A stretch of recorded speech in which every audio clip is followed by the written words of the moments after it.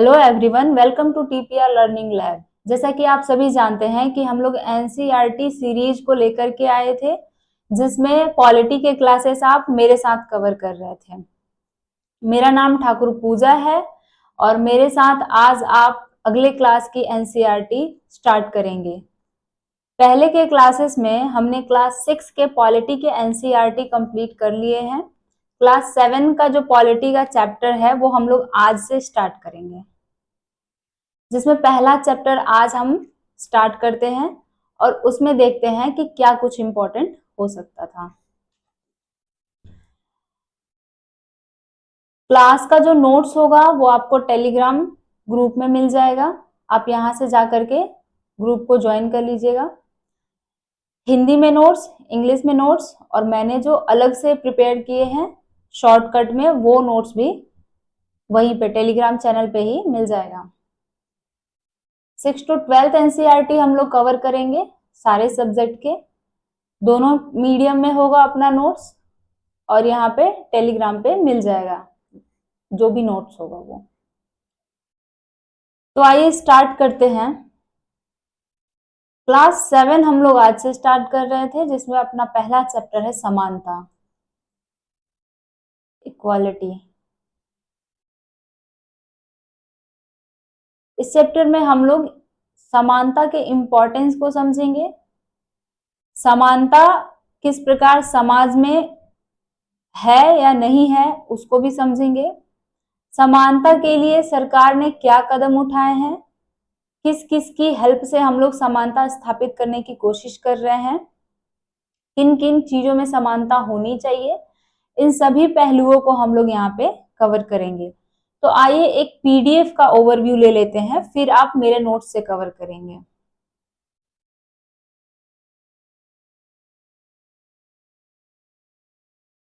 तो यहाँ पे चैप्टर नंबर 1 है समानता। यहाँ पे आप देखेंगे कि भारतीय लोकतंत्र में समानता कैसा है, ये पहला टॉपिक होगा हम लोग का। ठीक है, यहाँ पे एक्सप्लेन किया हुआ है कि किसे कहते हैं समानता, ये मैंने लिख दिया हुआ है कॉन्स्टिट्यूशन का बेस लेकर के।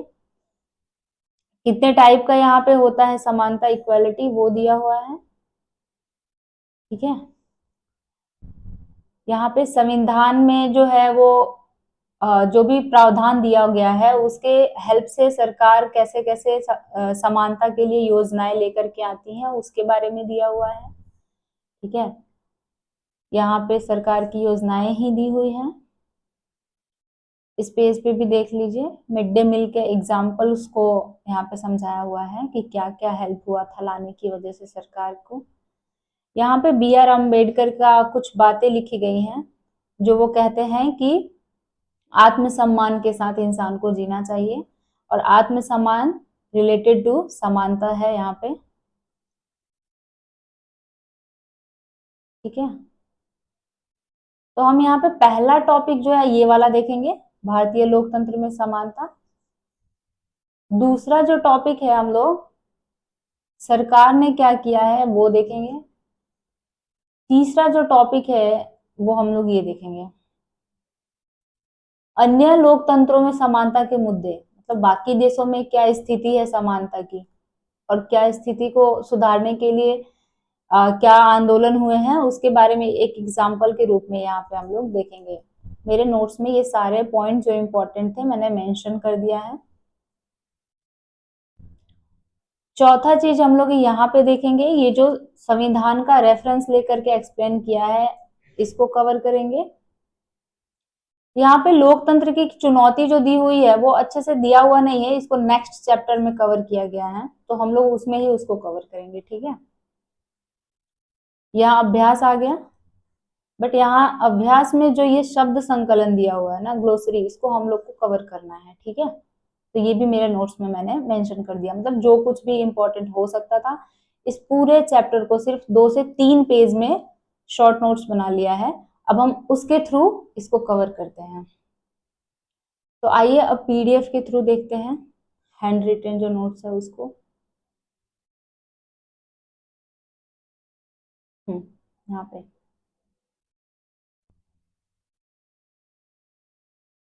तो यहाँ पे हम लोग पीडीएफ के थ्रू समझते हैं कि इक्वालिटी क्या है, ठीक है, समानता क्या है। तो अपना पहला टॉपिक जो था वो था भारतीय लोकतंत्र में समानता। सबसे पहले लोकतंत्र क्या होता है, फिर उसके अंदर समानता कैसी होती है। लोकतंत्र के बारे में हम लोग पहले के एनसीईआरटी में पढ़ लिए हैं, फिर भी यहाँ पे मैं एक छोटा सा ओवरव्यू दे देती हूँ। लोकतंत्र वो होता है जहाँ का शासन जो होता है, शासन में भागीदारी वहां की प्रजा की होती है। तो शासन में जो है वहां के प्रजा की क्या होती है, भागीदारी, ठीक है। अब ये डायरेक्ट भागीदारी भी हो सकती है, इनडायरेक्ट भागीदारी भी हो सकती है। भारत में कौन सा है, इनडायरेक्ट है, अप्रत्यक्ष लोकतंत्र है। अब यहाँ पे दूसरा है समानता। भारतीय लोकतंत्र में समानता जो है, समानता तो हमारा चैप्टर ही है, तो यहाँ पे संविधान के रेफरेंस से समझते हैं कि समानता क्या है। संविधान में जो दिया गया है, कॉन्स्टिट्यूशन में, देश के प्रत्येक व्यक्ति, चाहे वो पुरुष हो या स्त्री हो, ठीक है, मीन्स के लिंग के आधार पे समानता है, किसी भी जाति, धर्म, शैक्षिक या आर्थिक पृष्ठभूमि पे समान माने जाएंगे। मतलब इन सारे पृष्ठभूमि पे आप उनको असमान नहीं मान सकते, उनके साथ भेदभाव नहीं कर सकते हैं। तो यहाँ पे याद रखना, लिंग के आधार पे, जाति के आधार पे, धर्म के आधार पर, शैक्षिक और आर्थिक पृष्ठभूमि पे, ये सारे शब्द याद होने चाहिए। क्योंकि जो भी वस्तुएं कॉन्स्टिट्यूशन में दी होती है, अगर वो क्वेश्चन में आ जाए तो एक शब्द भी हटा देता है और ये पूछ देता है कि कॉन्स्टिट्यूशन में दिया हुआ है कि नहीं दिया हुआ है। तो जो संविधान में है उसको तो लाइन टू लाइन याद रखना है, ठीक है। तो यहाँ पे संविधान जो है समान मानता है, इन सब के आधार पे भेदभाव नहीं करता है। अब यहाँ पे समानता का जो रेफरेंस है अपने कॉन्स्टिट्यूशन में, उसमें आर्टिकल 14 से लेकर के 18 तक दिया हुआ है। जो भी फंडामेंटल राइट है ना 6, उसमें पहला यही है, समानता। उसको हम लोग एडवांस लेवल में कवर करेंगे अच्छे से, या फिर एम लक्ष्मीकांत को कवर करेंगे तो उसमें से कवर कर लेंगे अच्छे से। अब ये जो यहाँ पे सब दिया हुआ है, समानता के क्या आधार होना चाहिए, ये पूरा का पूरा आर्टिकल 15 में दिया गया है। आर्टिकल 15 में दिया गया है, जो इस आर्टिकल के अंदर ही आता है। 14 से 18 के अंदर यहाँ पे आ जाता है 15, ठीक है। अब समानता स्थापित करना, किस प्रकार से हम लोग समाज में समानता स्थापित कर सकते हैं, कानून द्वारा, ठीक है। कानून लेकर के आएगी सरकार और वो सभी पे बाध्य होगा, मानना होगा सभी को। दूसरा क्या करेगी सरकार, योजनाएं लेकर के आएगी, योजनाएं और कार्यक्रम लेकर के आएगी। तो ये दो तरीके से सरकार जो है वो समानता को स्थापित करने की कोशिश करती है। अब इसी एक योजना में थोड़ा सा एग्जाम्पल के रूप में मिड डे मील के बारे में हम लोग देख लेंगे, ठीक है।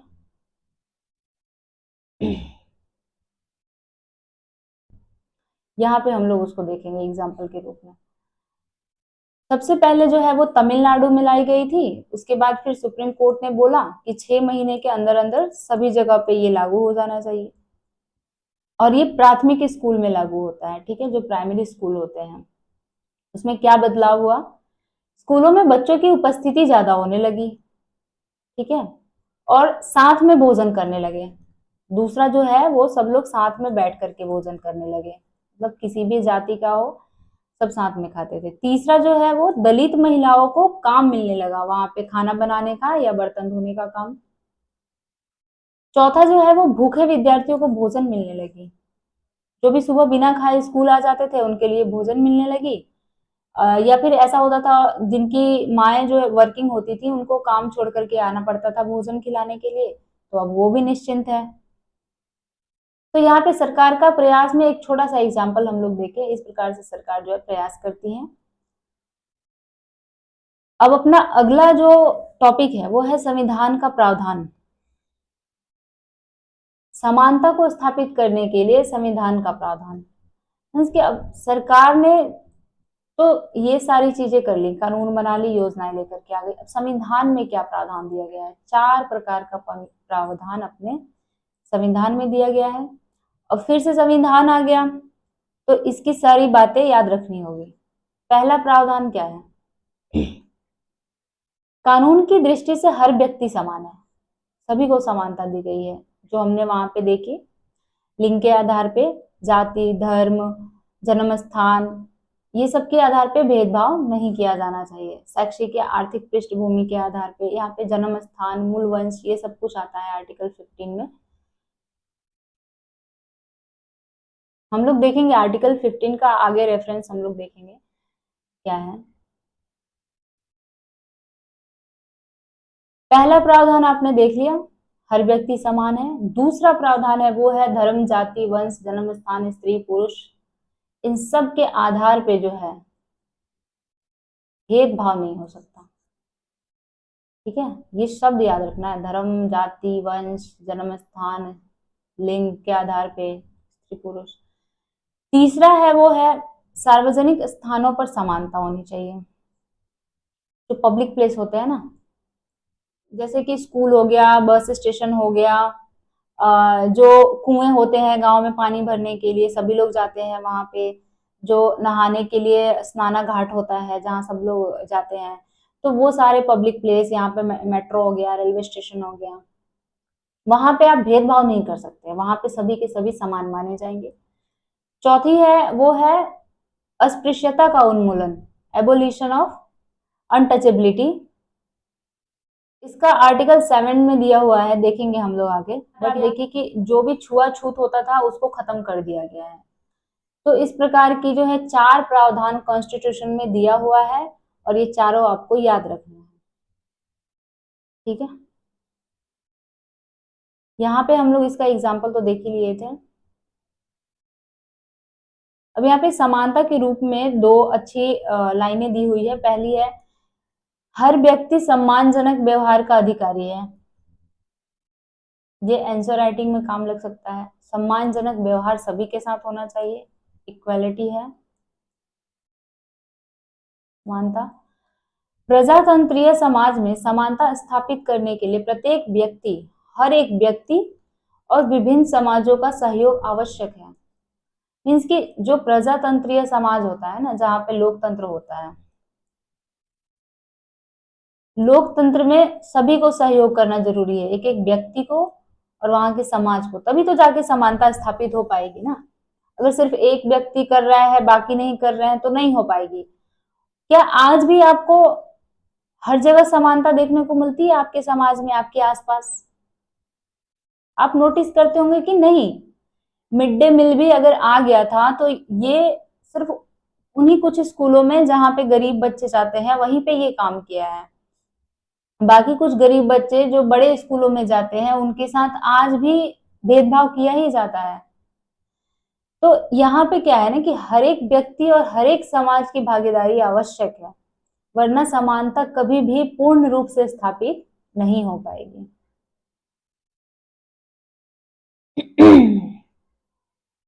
तो यहाँ पे हम लोगों ने दो टॉपिक देख लिए अपने बहुत अच्छे से।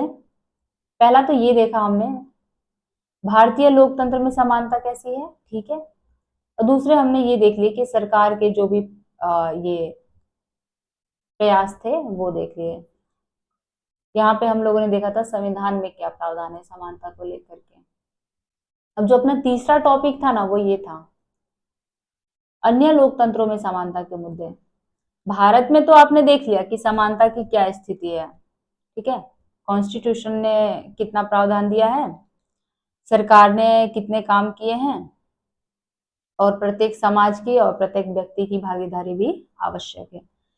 इसके अतिरिक्त बाहर के देशों में क्या समानता को लेकर के मुद्दे हैं, उसमें से एक एग्जाम्पल हम लोग यहाँ पे संयुक्त राज्य अमेरिका, यूएसए के बारे में देखते हैं, यूनाइटेड स्टेट ऑफ अमेरिका के बारे में। इसके एग्जाम्पल से समझते हैं।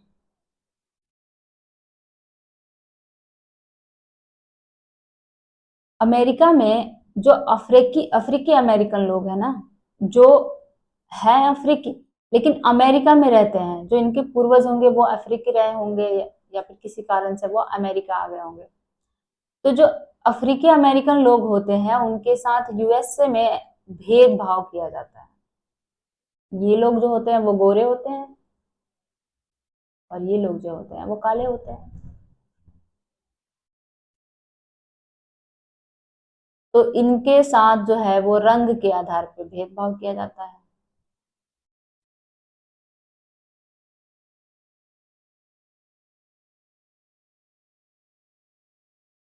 ठीक है।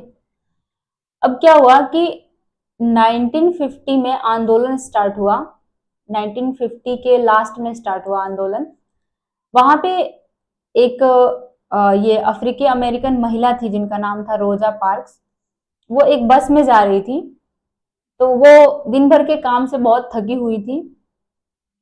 तो वहां का रूल था कि जब भी कोई गोरा आदमी आएगा बस पे बैठने के लिए, तो जो वहां पे कोई काला बैठा होगा वो वहां से हट जाएगा, उठ जाएगा और वो आके यहाँ पे बैठ जाएगा।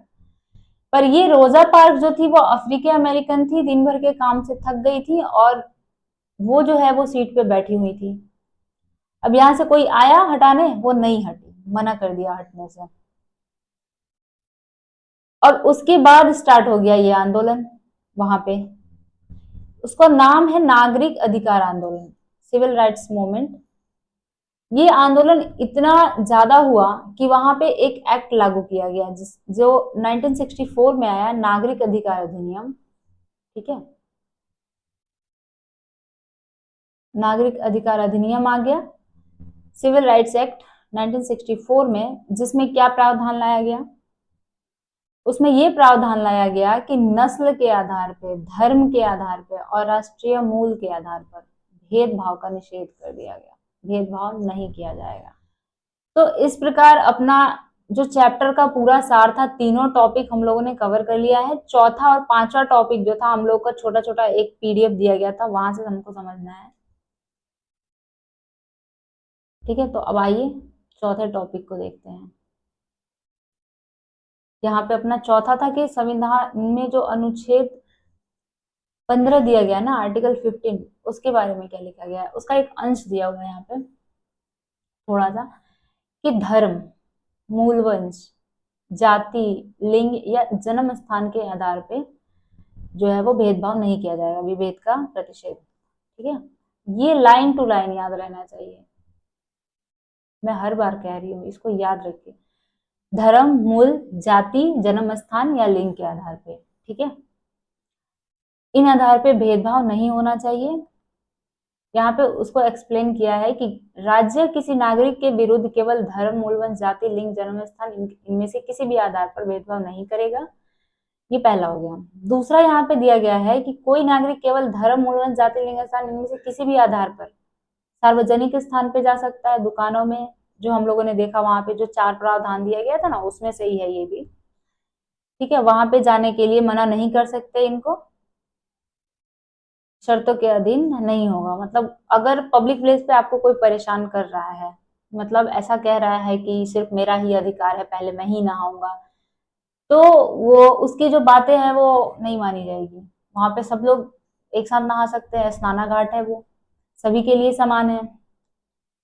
तो ये दो बातें यहाँ दी गई हुई हैं। यहाँ पे देखिए अंश लिखा हुआ है, मतलब कुछ ही बातें दी गई हैं, बाकी बातें तो हम लोग एडवांस क्लास में ही देखेंगे।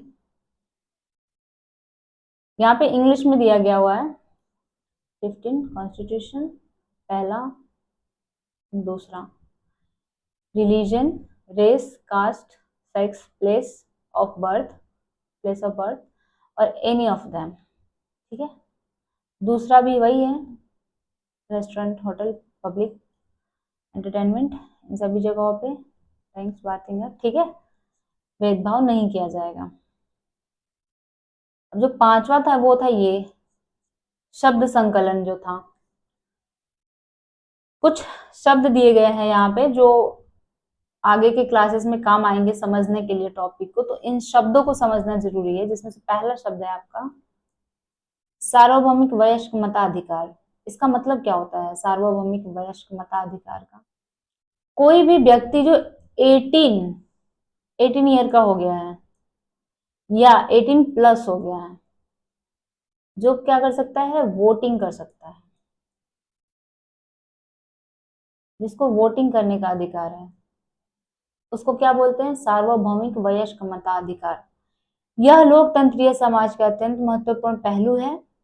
सभी वयस्क 18 वर्ष या उससे अधिक आयु के नागरिकों को वोट देने का अधिकार है। जैसे कि आपको पता ही है, वोटिंग कार्ड वगैरह बन जाता है घर में 18 प्लस होते ही, चाहे उनकी सामाजिक या आर्थिक पृष्ठभूमि कुछ भी हो, सब गरीब हो, अमीर हो, किसी भी कास्ट का हो, उससे यहाँ पे कोई लेना देना नहीं है। 18 प्लस है उनको वोट देने का अधिकार है, इसको हम लोग सार्वभौमिक वयस्क मताधिकार बोलते हैं। ठीक है, यूनिवर्सल एडल्ट फ्रेंचाइजेस। अब यहाँ पे दूसरा जो वर्ड है वो है गरिमा। इसको आप इंग्लिश में भी देख लीजिए ग्लोसरी में, universal adult franchises, this is a very important. ठीक है, डेमोक्रेटिक वही है, those who are 18 and above. आप देख लिया आपने। दूसरा है वो है डिग्निटी। अब इसका तात्पर्य है अपने आप को और दूसरे व्यक्ति को सम्मान योग्य समझना। बोलते हैं ना कि मैं नहीं जाऊंगा, मेरे गरिमा का सवाल है, क्योंकि आपको वहां पे कोई कुछ बोल ना दे। पर आपको इस चीज का ध्यान रखना है कि आपको खुद को भी नहीं बोलना है और अपने आप को भी गरिमा फील करवानी है, दूसरों को भी नहीं बोलना है, खुद को भी जो है वो बचाना है ऐसी चीजों से। तो उसको बोलते हैं गरिमा, अपने आप को और दूसरे व्यक्ति को सम्मान योग्य समझने से। यहाँ पे ऐसा नहीं है कि आप सिर्फ दूसरे को ही समझिए, अपने आप को भी समझना है। ठीक है। तीसरा है संविधान। संविधान किसे कहते हैं? कॉन्स्टिट्यूशन। संविधान उन प्रावधानों का समुच्चय है जिसके आधार पे किसी देश का शासन चलाया जाता है। ठीक है, यहाँ लिख देती हूँ, प्रावधानों का समुच्चय, समुच्चय जिसके आधार पे किसी देश का शासन चलाया जाता है, शासन चलाया जाता है। ठीक है, यहाँ पे देख लीजिए, देश की जनता व सरकार द्वारा पालन किए जाने वाले नियमों और अधिनियमों को निरूपित करता है। ठीक है, ये एक ऐसा दस्तावेज है जिसके नियम और अधिनियम को वहां की देश की जनता और देश का सरकार दोनों को उसको पालन करना होता है। ठीक है, इसको निरूपित करना पड़ता है, अपनाना पड़ता है, उसके हिसाब से चलना होता है, उसके हिसाब से सरकार को कानून बनानी होती है और उन कानूनों को जनता जो है वो फॉलो करती है। चौथा जो है, यहाँ पर देख लेना, इंग्लिश में भी दिया गया है। दूसरा डिग्निटी, तीसरा जो है वो कॉन्स्टिट्यूशन। ठीक है, हमने देखा था चौथा क्या है, नागरिक अधिकार आंदोलन। वहां पे जो महिला थी ना, रोजा,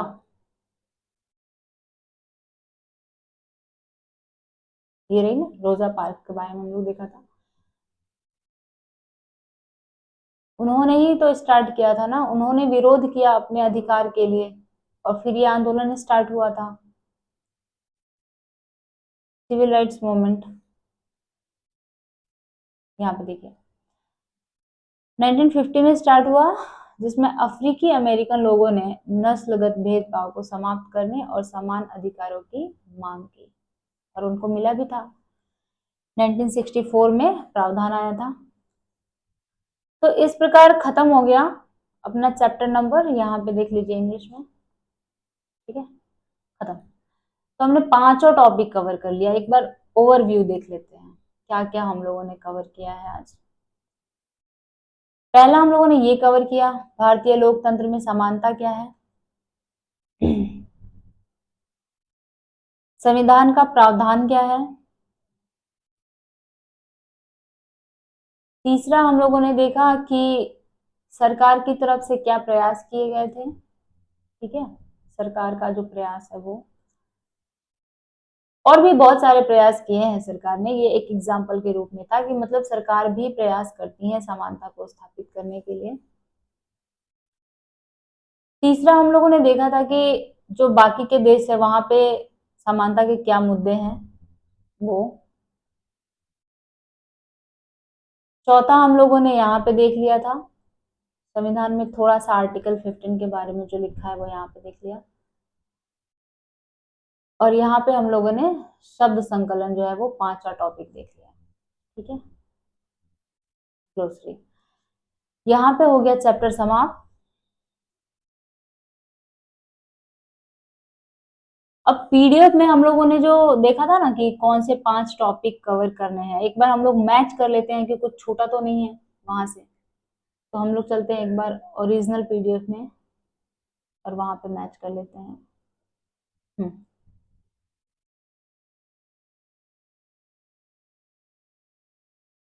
यही था हमारा पहला टॉपिक, भारतीय लोकतंत्र में समानता, देख लिया था। दूसरा देख लिया था सरकार का प्रयास।